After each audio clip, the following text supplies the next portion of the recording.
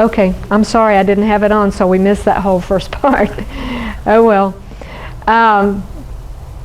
Okay, so let me show you a picture. This will kind of break it down a little bit. You see the red over here on your right. The hepatic artery is where blood goes into the liver, but it also receives blood from the hepatic portal vein, and that is blood that's coming from the digestive tract. Everything you eat, and by the way, everything that goes into your skin, everything that goes in through your nose has to be processed by your liver. So when you're standing at the gas pump pumping gas and you're smelling that, your liver has to deal with that and detoxify that. So it's really important for us to think about how we treat our liver, because it does a lot for us, and we're going to learn more about that as we go on. Okay, the liver regulates most chemical levels in the blood and excretes a product called bile, which we mentioned earlier. And the bile is what the liver gets rid of toxins in two different areas. I'm getting a little bit ahead of myself, but I'll go ahead and mention it. It gets rid of toxins through the colon in the bile. And that, if you remember the picture of how the little ducts and everything hooked into the intestines, that's how it dumps toxins into the colon. But it also, through the blood, sends toxins to the kidneys to be excreted. So those are the two pathways that the liver gets toxins out of the body. Since World War II, we've introduced 89,000 new chemicals into our environment, and approximately 1,500 new ones are added every year. Newborn babies, never had a chance to do any drugs, take any medicines, whatever, are born with almost 300 chemicals in their cord blood. So you can see why we have an exponential rise in autism, birth defects, and even there's a new one now, anencephaly, babies that are born with only their brain stem. You know, they don't have anything except the part of the brain that keeps their heart beating and their lungs breathing. And so they're really not capable of functioning as a human. And this is largely because of these chemicals. Okay, all the blood leaving the stomach and intestines passes through the liver. We mentioned that. And this is how the liver works as a processing and manufacturing plant. I like this picture because it shows all the blood supply and how it hooks up together. So that gives you an idea. You know, a lot of times, you know, we don't remember our anatomy from high school or college and stuff, so it's good to refresh our memory and look at how all this stuff hooks together. So the liver breaks down drugs if we take any kind of drug medication or whatever. And some people say there's 500 different processes that the liver's involved with, but the more we research and the more we know and understand, it's actually closer to 2,000 now that we understand of different processes that the liver actually does for us. So you can see it's a very vital organ. And you know, you can have life support for your heart or for your lungs. You can go on dialysis for your kidneys, but there's nothing that can take the place of your liver in the body. You can have a liver transplant, but there's nothing, no kind of support outward that they can put you on that does what the liver can do. So it's very important, you know, what I want to share with you today. Okay, these are the basic things that the liver does. It produces the bile, which we mentioned a little bit. I'm not going to read every one of these. That helps to carry away the waste. And you can just kind of read through these, and if anybody wants these notes, I'll be happy to email them to you if you just contact me after today. So this is just a very short list of some of the things that the liver does. And I could actually keep going. As I mentioned, it's almost 2,000 that we actually know of that the liver is involved in right now. So when the liver breaks down harmful substances, and I mentioned this earlier, the bile excretes some of it, that goes into the colon, and then the blood gets rid of some of it, that goes to the kidneys. Now, what if you're constipated? What if you're constipated? Where do the toxins go? Back into the body. Back into the body. You remember that slide that showed all the hookup of the blood supply? That's exactly where they go. And this is why we have so many people with autoimmunity, with weird diseases, so many neurological diseases. I have people contact me weekly with neurological diseases, autoimmune diseases, all this stuff. And largely, this is why, right here. And you can see, just think about a funnel. We've all used funnels, right? Think about a funnel. What if that little bottom part, and this has happened to you, that little bottom part gets plugged up, what happens? Everything backs up. And that's what happens in our bodies. Our bodies are like a funnel. And the colon and the kidneys, those are kind of down here on the low part. They're the south exit, you know? And so everything gets plugged up down there. Okay, there's 3 phases of detoxification that the liver does. This is very important.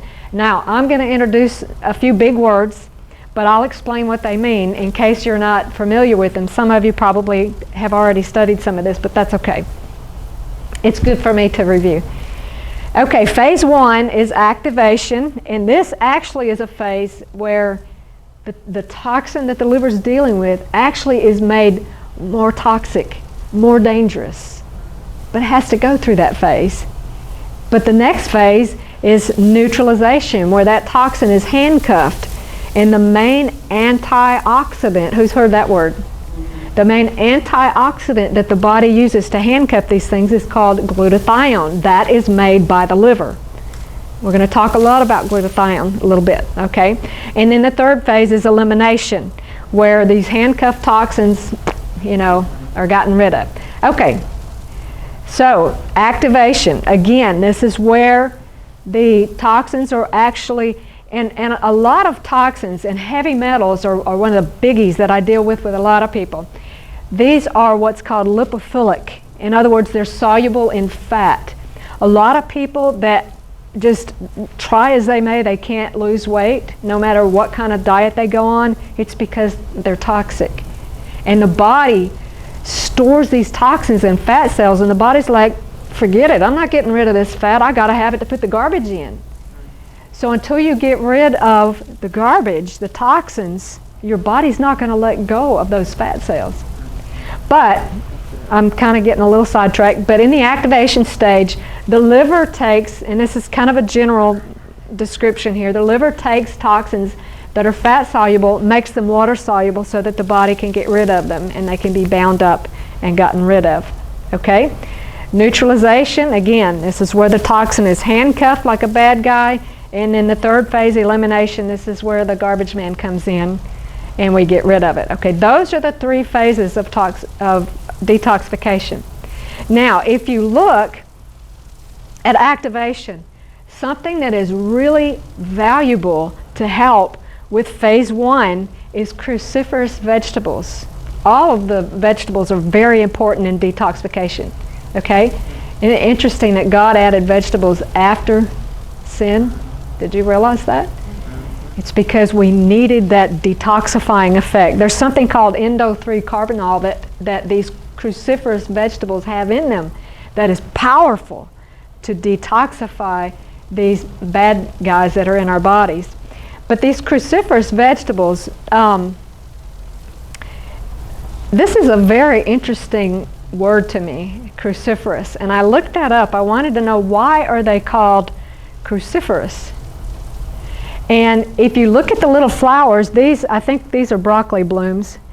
If you look at the little flowers, they're kind of cross-shaped, and many of the plants in this family, the petals are elongated. So they're more like a cross. And some of them even, if you take a broccoli and you cut the stem, this is horizontally through, it has that shape in the stem. Now, I like this. I just see God's signature in nature everywhere. There's 3 phases to the detoxification of sin. And in that first phase, out in the courtyard, the toxins were made more dangerous for our Savior, and it took His life. And then they were bound, and He took them into the holy place. And He's in the process now of trying to eliminate them. Not only from the most holy place, but from our lives. And so I just love how God writes His signature everywhere, in nature, in the lessons that He has for us in His Word. This is a quote from Dr. Ann Gittleman. When it comes to the liver As somebody once told me many years ago, you really need 3 livers in 21st century America. That's how toxic we are. We're living in a sea of chemicals, a sea of parasites. That's a whole nother topic right there, is parasites. Don't get me started. A sea of medications, a sea of preservatives, a sea of glyphosate. Who knows what glyphosate is? Ever heard of Roundup? You're going to be very well acquainted with that when we leave today. Okay, we're going to talk about it. A sea of nano-aluminum, as well as the electrical pollution that is coming from all of our gadgets. So the idea is that all of the toxic byproducts of what we're exposed to has to be filtered through the liver, which is your body's living filter. So the liver is the organ that on a daily basis is exposed to so many toxicities, so many environmental issues that you need to be detoxifying and supporting every single day, not just on a seasonal basis. We need to be living a lifestyle of detoxification. It's that bad. Okay? This is a passage that I found from Counsels on Health, page 461. While appearing to the children of men as a great physician who can heal all their maladies, he, Satan, will bring disease and disaster until populous cities are reduced to ruin and desolation. Even now he is at work in accidents and calamities by sea and by land, in great conflagrations, in fierce tornadoes and terrific hailstorms, in tempests and floods and cyclones and tidal waves and earthquakes. In every place and in 1,000 forms, Satan is exercising his power. He sweeps away the ripening harvest, and famine and distress follow. He imparts to the air a deadly taint, and thousands perish by the pestilence. These visitations are to become more and more frequent and disastrous. Who knows what the background picture is? It's the chemtrails. Chemtrails. Does everybody know about chemtrails? Everybody's heard? Familiar with it? Okay. We're going to talk a little bit about that today because... It's not exhaust. No, it isn't. It is. I'm hard of hearing, so I have no idea what he said. So if you say something to me and you want me to hear you, you're going to have to shout because I'm about deaf. So, Tony. It's something they're dumping into the atmosphere. It is. It is. And I have tons of proof for that, and I'll be happy to share some of that if anybody needs some. I like to, there's one particular doctor that I like to listen to, and that's Dr. Dietrich Klinghardt. I don't agree with everything that he teaches, but I tell you what, the man researches, and he knows his stuff. And he made this statement in 2019. He said, within 8 to 10 years, 100% of us will have some form of dementia. Because part of what is being sprayed in these are not clouds. Part of what's being sprayed is nanoparticles of aluminum. And nanoparticles of aluminum cross the blood-brain barrier. In fact, when you breathe, they go straight into your brain. It is not an accident that we're seeing a crazy rise. And I never heard of Alzheimer's when I was a kid. And very few people in the nursing homes had dementia unless they were 90 or 95. You know, I never heard of this stuff. But I encourage you to go to YouTube and look up Dr. Blaylock, Dr. Russell Blaylock. He has a video on there on the chemtrails that will blow your mind. Dr. Stephanie Seneff said by the year 2025, 1 in 2 boys born will be on the autism spectrum. That's half of our babies born. 2025 is how many years away? 5 years.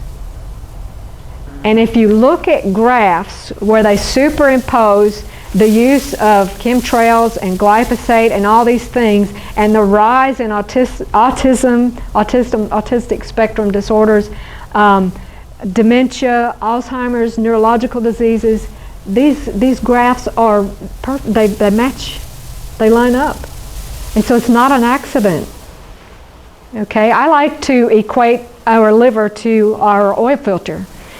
Now, I grew up learning how to change oil with my dad, and you spin the thing off and spin a new one in and you're good to go, you know, once you've put the oil in. But I can't spin my liver out. So what do? We're going to talk about that. Let's look at some sources of toxins that we're exposed to on a daily basis. Daily basis. Chemicals such as glyphosate, which is Roundup. And there's a plethora of other chemicals, flame retardants. All clothing, new clothing sold by law has flame retardants in it. Wash your clothes before you wear them. Because your body, when you sweat, your body absorbs that stuff. And your liver has to deal with it. Okay? Parasites, again, don't get me started. Plastics. Plastics are something called xenoestrogen. Has anybody heard that term, xenoestrogen? Plastics have this, they have this xenoestrogen in them, and they mimic our body's own estrogen. But these xenoestrogens don't play nice. They're bullies. And they come in and they bind up your, I have seen men develop breasts because they have these plastic xenoestrogen toxins in their bodies. Okay? And so women, their hormones are all out of whack, and it's because they have all of these things in their body. Okay? So plastics are something we really need to think about. Heavy metals, again, from the geoengineering, the chemtrails, and that's not the only place we get them. Municipal water is one of the main sources of arsenic toxicity. Okay? And then, of course, there's lead from different sources. Electromagnetic pollution, which is from all of our gadgets that Dr. Gittleman mentioned earlier.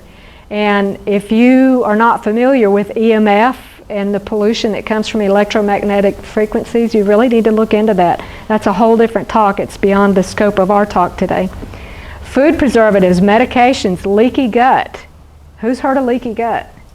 Very good. That right there, we'll come back to that at the end of our talk. But that, I believe, probably 99%, if not 100% of people have at least some degree of leaky gut. And we really need to address this. And then mold, and we'll talk about mold a little bit more. What time do I have to stop? 11? 11. Okay, all right. I gotta hurry. I gotta hurry. Okay, all right. Okay, this is a little bit of what is in those chemtrails, what's actually being sprayed, and there's so much research on this now that it's just amazing. Aluminum, barium, strontium, these are radioactive particles, mold spores. Glyphosate, they're actually spraying Roundup. Arsenic, high-density polyethylene fiber, that keeps it floating longer, so there's all these plastic fibers in there too. And then here's the reference for that where you can look that up yourself. All right, I want to talk about mold just a little bit because, as I said, that's our present reality. And what does this have to do with the liver? It has a lot to do with the liver. Mold toxins have an affinity, again, for fat cells. So they like the brain. They like the neurons. See, our neurons, our nerve fibers, are surrounded with a layer of fat called the myelin sheath. And it's kind of like the insulator on an electric cord, you know. This would be the myelin sheath in my neuron. And what happens if I peel this off? I'm going to get a short circuit, right? And maybe a little jolt, and things won't work right. That's what happens in our body, and that's why we see so many people now with neurological diseases, because they're toxic. Okay? Mold toxicity causes something called CIRS, C-I-R-S, chronic inflammatory response syndrome. In other words, your body goes absolutely haywire with making everything inflamed. Inflammation is actually a good thing initially, as long as it's not chronic. You know, if you cut yourself, you know, it gets inflamed because it's bringing the stuff to heal the wound, you know. But if it's chronic, that's when it's bad. The most deadly form of mold, or one of the most deadly forms of mold, is called Stachybotrys Mold. That's the kind that typically grows in drywall and around baseboards and stuff like that. There's a particular toxin in this Stachybotrys mold called trichothecene. It is one of the most deadly neurotoxins known to man, and it's actually been used in biological warfare. Has anybody heard of Gulf War syndrome? That was Stachybotrys, the trichothecene toxicity that these guys were experiencing. So that is, I really, when my husband and I began to get sick in the environment that we were in, it actually triggered autoimmunity in my body. And so we're dealing with that now. We feel 80% better, honey, would you say? 80% better. The brain fog is gone. We have more energy now, but we had no energy, constant headaches. His throat was burning all the time. I'm usually fairly fluent, and I would get stuck on my words, and like I would just stutter. Yeah, well, maybe we need to talk. So mold is deadly. Do not take mold lightly, okay? Because it tends to clog the liver so that your liver cannot detoxify all the other junk in your body. All right, let's talk about this glyphosate just a little bit. Glyphosate is the active ingredient in Roundup. And originally it was patented as a chelator. And what a chelator is it's something that pulls minerals out. So they used to use it to clean out industrial pipes. Okay, and then they found out where this was going out, none of the plants were living. Okay, and so then they started using it as, it's also used as an antibiotic, but then they started using it as a pesticide. And the way that it works as a pesticide is it pulls the minerals out of the weeds and they collapse and die. That's why they had to genetically modify the plants that they use it on, the corn, the soy, the cotton, the sugar beets, all these things, so that they could handle this and they wouldn't die. And I could really go into it with the glyphosate, but I encourage you to research it on your own. But there is not a safe corner on this planet Earth now that doesn't have some kind of glyphosate contamination. Even polar bears wherever they live in the North Pole or the South Pole, that I don't know. But anyway, even the polar bears, they're finding, are having problems, health issues due to glyphosate that they're exposed to. Glyphosate causes leaky gut, autism, and encephaly. We talked about that a little bit earlier. And among some of the most contaminated non-organic foods, here we go, vegetarians, are garbanzos and lentils. Who doesn't love garbanzos and lentils? Buy them organic. Make sure you buy them organic. And of course the wheat, the barley, and all these things, it's listed up there. By the way, who's heard of the Clean 15 and the Dirty Dozen? They say that there's a Clean 15 vegetables that you don't necessarily have to buy organic, and then there's the Dirty Dozen that you really need to because it's so contaminated. What happened up here? I don't know what happened. We lost connection. But at any rate, let me just reduce it and then we'll bring it back up. According to Dr. Stephanie Seneff, glyphosate is not accounted for in the Clean 15. So if you are, did it come back up? Well, that ain't it. We like that wood pile. I stacked all that. That was fun. Anyway, now we got it. Good. Okay. So pay attention. Really go organic. You really need to, and better yet, grow your own, because so many of the foods now are nutrient depleted. Don't get me started on that either. According to Dr. David Minkoff, this blew me away. He has one of the biggest clinics that treats people for toxicity, and I believe he's in Florida if I'm not mistaken. Of the 1,000 people or so I've tested, 100% of them tested positive for glyphosate. This is why I say that I believe 99 to 100% of people have some level of leaky gut, because everybody's exposed to glyphosate and it rips holes in your small intestine, so that things that are not supposed to get out are getting out into our bloodstream and driving this inflammation and this disease that we see just exploding everywhere. Okay, now glyphosate.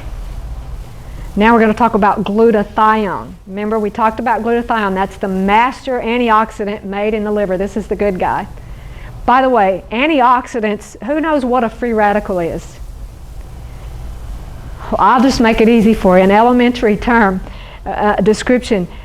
You remember in science how you have an atom and you have the little sphere with the electrons and all, and they're doing this little thing? Well, what happens is they're all fine and dandy, and then all of a sudden one of them loses an electron. And who has ever lost a wheel weight on your car? And it gets out of balance, and then it's clunking down the road. Well, that's what happens to these little atoms. They lose that electron, and then these things are clunking around and they're bumping into everything, causing damage. Well, what an antioxidant does is it comes along and says, here, I'll give you one of my electrons, and it stabilizes it. Okay, that's why antioxidants are so important. Well, glutathione is one of these big antioxidants. It is an amino acid made in the liver by glycine, which is the smallest, most basic amino acid. This is important. It's made of glycine, cysteine, and glutamate. Glyphosate is a glycine molecule. Okay, now stay with me. Put your thinking cap on here. Okay? So glutathione is our biggest good guy in our body for antioxidants. And then here comes glyphosate, which we all have. And part of its component is part of the same thing that the glutathione is made out of. Glyphosate actually tricks our body into using it instead of glycine to build glutathione in our body, and it doesn't work right. That's why many of us have difficulty detoxifying, because our proteins aren't built properly, and then the body tears it down and tries to rebuild it, and tears it down and tries to rebuild it, and it's going through this process. You see why we need to help our liver? You see why we need to take care of it? Yeah. Let's talk about collagen. Let's touch on it quick. Collagen is 35% glycine by weight. Glyphosate tends to accumulate in connective tissues, joints, tendons, ligaments. Can you see the problem with that? When glyphosate is substituted for glycine, the structure loses its shape. Do you know anybody that doesn't have arthritis, doesn't have joint pain these days? This is part of the reason. There's very few things that can remove glyphosate from the body. And my husband and I are experimenting with two of them. Fulvic minerals, humic minerals, apple cider vinegar, and kraut juice. And I don't know about you, but I don't really like the idea of drinking apple cider vinegar. So we're using the fulvic and humic minerals, and I can share more with you with that one-on-one. But just briefly, they come from deep within the earth, and they're very, very rich sources of vitamins and minerals. And they have the capacity, fulvic minerals particularly, is very small. It has the capacity to dissolve the minerals that we need into itself and deliver it right into the cell. And then while it's there, it says to the bad guys, come on, let's go. And it takes out the bad guys, okay? And takes it to the liver and gets rid of it. So these are very important things. All right? I like this analogy. Christ came to our body in order to bring life and nutrition and to destroy sin, which is glyphosate. Okay, there's 7 triggers for stomach dysfunction that can lead to liver dysfunction. We'll just go through this quickly because I don't have a lot of time left, and I want to get a little bit further. Okay, diet, and there's some things listed there that you can see. Alcohol, gluten is a biggie, okay? And it's not necessarily the gluten. It's the glyphosate that's on the gluten. There are some issues with hybridization in grains and stuff. But you can ask my husband, you can ask Tony, he's seen it too. Up in North Dakota, they kind of have to race with the weather to get their crops harvested. And when it's almost time to harvest their grains, they'll spray the whole field down with Roundup, with glyphosate. And it kills it down. It acts as a desiccant. It kills the whole field and ripens it all at one time so that they can harvest, and that's how it boosts their harvest. Well, that's our food, Okay, medications, infections, and you can look at these up there, yeast and molds and all these things. And then there's metabolic problems, stress. Stress can really wreak havoc on your gut and your liver, because stress drives up your inflammatory hormone, your corticosteroids, cortisol and stuff, and your liver has to break that down. And if you're in a chronic state of fight or flight, your liver's constantly dealing with that. It has to break that stuff down. Hormonal and neurological issues, and all those can cause problems. Disorders of the liver, fatty liver, 50% of Americans, and I think it's more than that. I think it's really a higher percentage of that, but I'm kind of being nice. 50% of Americans have fatty liver, and that is a precancerous condition. Okay?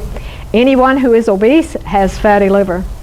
And of course, people can have liver cancer, and you can have all these types of hepatitis. You can have autoimmune hepatitis, of all things. Okay.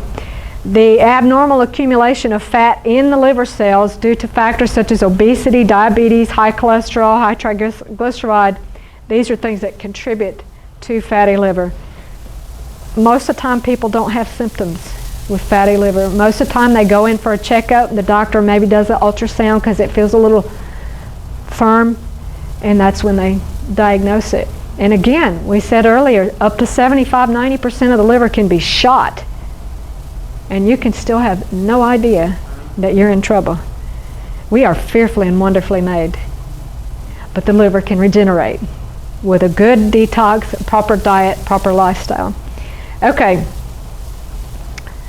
Lifestyle factors that contribute to fatty liver are sugar in the diet, high complex carbohydrate diet, high fat diet, and inflammatory diet, which is processed foods. By the way, if you're eating processed foods, that, like one day I got these crackers that they look really good in the ingredients. I mean, everything was good, and it had rosemary extract, and I thought, oh, I love rosemary.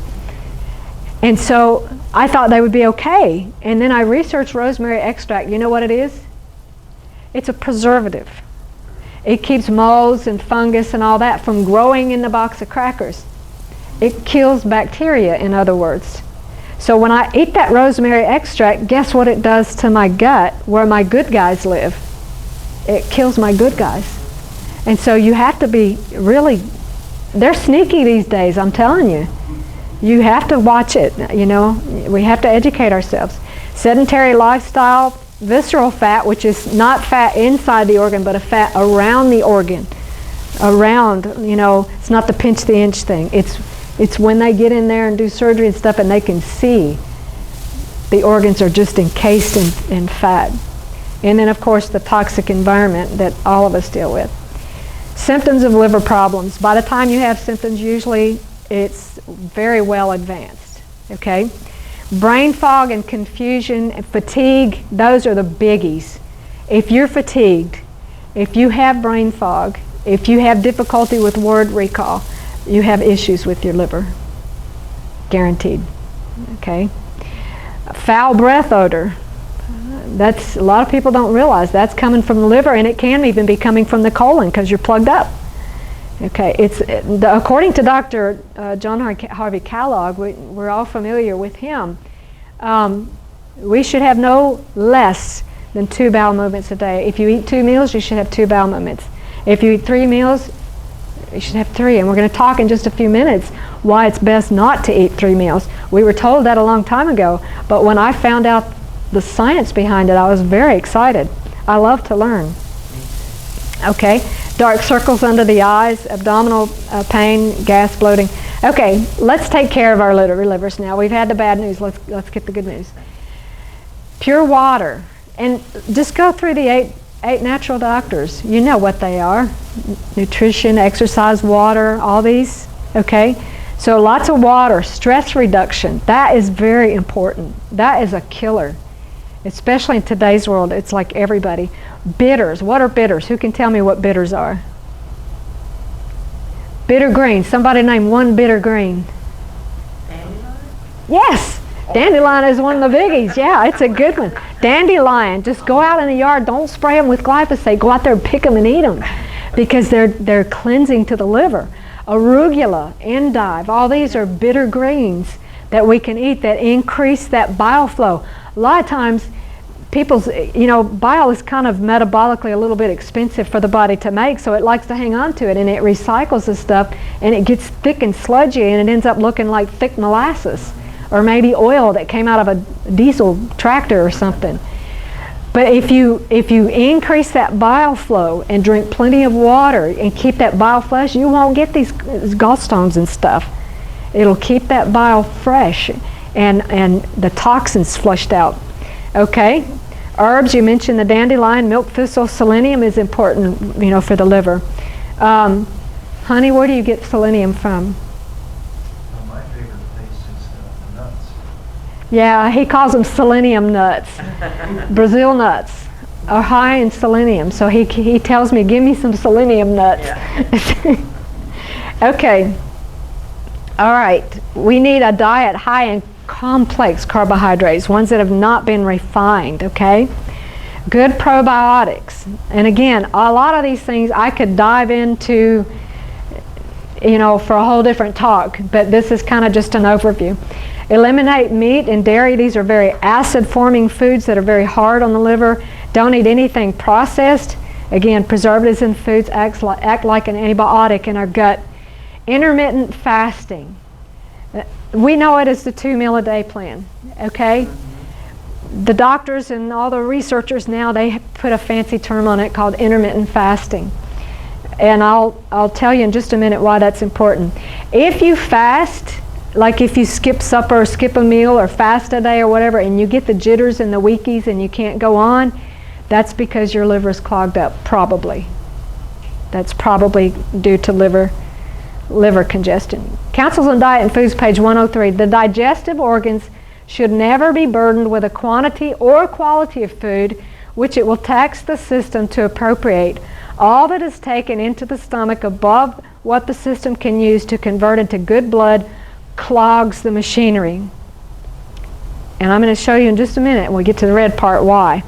For it cannot be made into either flesh or blood, and its presence burdens the liver and produces a morbid condition in the system. When we are in a fasting state instead of digesting, when we enter that, like if we have our breakfast in the morning and then we have a nice healthy lunch and then we don't eat until the next morning, that period of time that we're not eating, they call intermittent fasting. When we enter that phase, our liver, our body enters a state called autophagy. In that autophagy phase, the liver has the chance to say, okay, we're done with the toxins and stuff, now let's clean house. And it takes care of the toxins that are inside itself, the dead liver cells and all the garbage. It has a chance to clean house. But if we're constantly putting food in, it doesn't have time to enter that stage, and it becomes clogged, literally, with dead cells. Not very conducive to life and health, is it? Okay, so bile flow and binding are core to a good detox. Many toxins are eliminated, as we said, in the bile. So how do we increase the bile flow? We'll talk about that more a little bit, but again, the bitters, we'll talk about another one of my favorites in just a minute. And then binding. What is binding? You remember the phase 3 detoxification, phase 2 detoxification, where the handcuffs? We eat foods that help the liver to have the components that it needs to make that glutathione. And there's other ways that you can raise glutathione levels too. The fulvic and the humic minerals also help with this. Okay? The cruciferous vegetables are important. Some of this is a little bit too deep for this talk, but anyway, chlorella is a really good thing to take. If you don't take chlorella or spirulina or some of the green algae things, those are really good to tie up toxins, especially heavy metals. And so you want to consider that. Here's an idea of the cruciferous vegetables. Who doesn't like rutabaga, right? Y'all know you like rutabaga. I do too. Even my husband likes rutabaga. So these are the cruciferous vegetables that are really good. What's that? Oh, I'm just talking to him. Oh, okay. Okay. And then these are natural ways to increase the bile flow. Adding all these things. You see turmeric. I don't use regular cinnamon. I use something called Ceylon cinnamon, which is as effective as cassia cinnamon, but it's not a stomach irritant. Garlic, all these things. And you know, when my husband and I take the humic and the fulvic minerals, you can tell a difference. You can tell a difference. I encourage you to investigate that. But here's one of my favorite simple ways to help the liver. Lemons, and the liver are lovers. If you don't remember anything I said today, the liver and lemons are lovers. Okay? So if you, first thing in the morning, a big glass of warm water, squeeze in the juice of a lemon, a little pinch of salt, drink her down, that is going to help to alkalinize your body. It's going to help to flush out those stones, and it just wakes up the liver, and it's like, I'm ready now, okay? Increases that bile flow, thins the bile out, okay? So the liver is just a really, and you can read all this other stuff that the lemon does. And again, I'll send this to you if you want it. Okay? I think we covered that. All right. As our inflammation goes up in our body, our detoxification goes down. So controlling the inflammatory processes is critical to maintaining liver health. So we talked about what drives up inflammation. A lot of that has to do with what we put in our mouth, how we live, how we deal with our stress in life. If we're using those 8 natural doctors, you know, those 8 doctors go a long way. They really do. Is there a way to test inflammation in your body? Yes, there's lab tests that you can there's CRP, there's I like to do the hemoglobin A1C because the blood sugars and the diabetes and stuff are so tied with inflammation. There's a sedimentation rate that can check the inflammation like in the joints and stuff. There's a lot of different blood tests. Is there pH? Does that have anything to do with it? You can do with the pH strip too. In fact, you can buy just off of Amazon and test the pH of your first morning urine when you first wake up in the morning. If your urine is like super acid, you are inflamed. Yeah, okay. Okay. Something simple. Yeah, something very simple. Something you can do at home. Thank you for pressing the point on that. I appreciate that.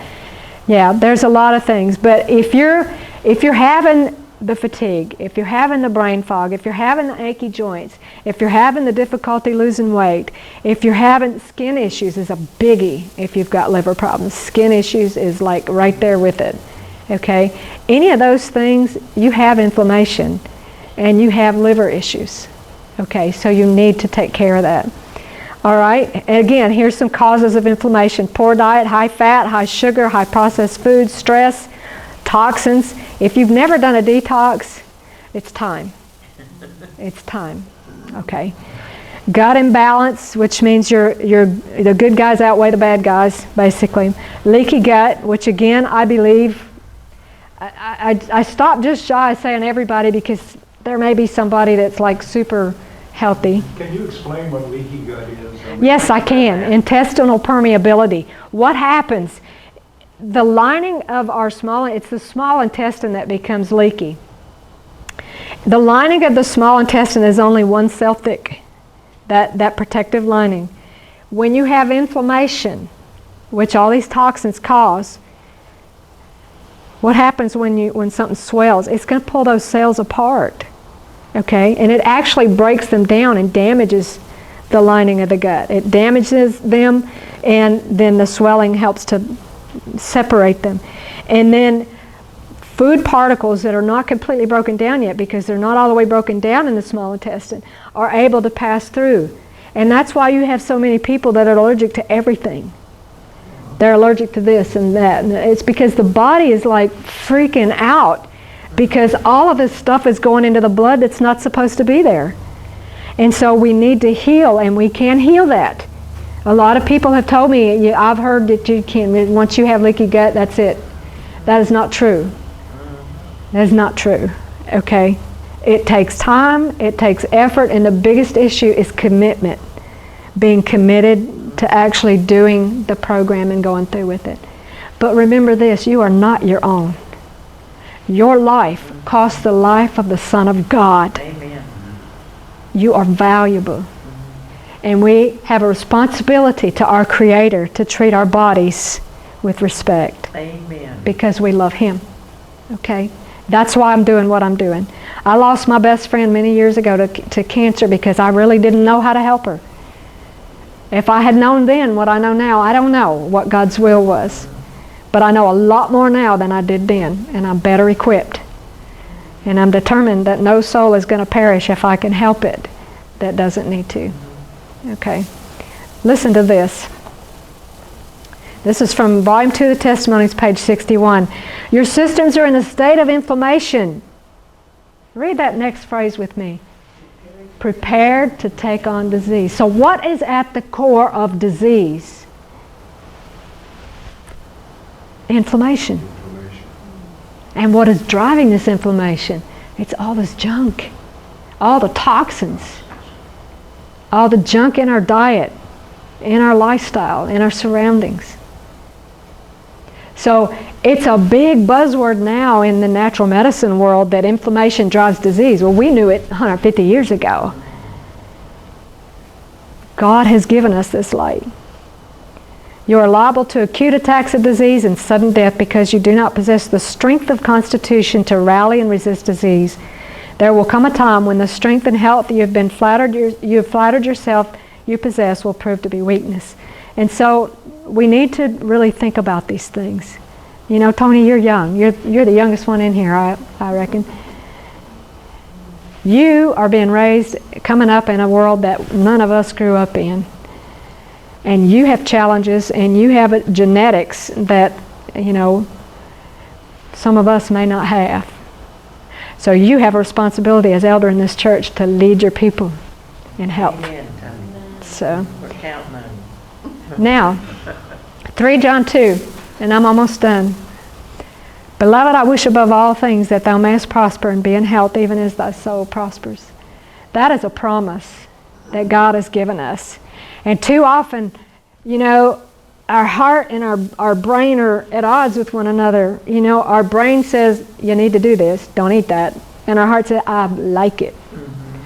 And we're torn between those two. But brothers and sisters, where does the Holy Spirit reside? Right here. And if we are under the control of the Holy Spirit, we have got power steering. And God will enable us to do what we need to do. Amen. All right. Well, it's time to stop now, and I thank you so much for the privilege of being here, and I just pray that I've inspired all of you to go home and learn to detox. So I guess we'll just close with prayer and then have a break. Okay. Heavenly Father, we thank you so much that we are fearfully and wonderfully made, and I just pray that each one of us here would realize that we were created because we were needed.